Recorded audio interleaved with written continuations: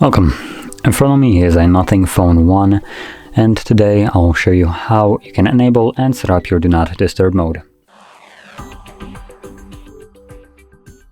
So to get started, pull down your notification panel,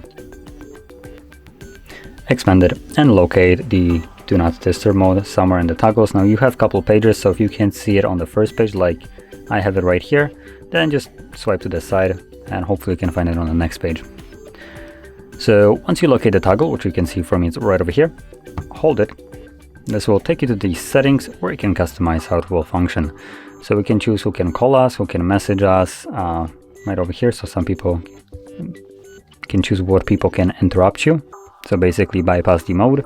And like I said, calls, messages.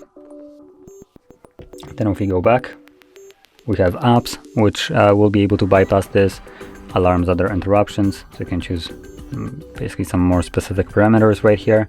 And we do have also a neat option right here, schedule. So if you want to use a schedule instead of needing to manually toggle it on and off, then you just go in here. You have two pre-made ones, but you can create your own ones if you want to. And you can tap on it to toggle it on. You can tap on a gear to edit it, and also to view what the actual default ones are set to. So as you can see, the default ones are basically all week long.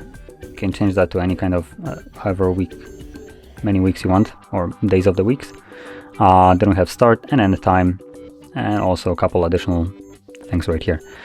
So if you're planning to use a schedule, set one up and just make sure that it is toggled on right here if you're planning to use it. For everybody else who wants to use this just occasionally with a manual intent, then just find the toggle, tap on it, and there we go, it is now enabled.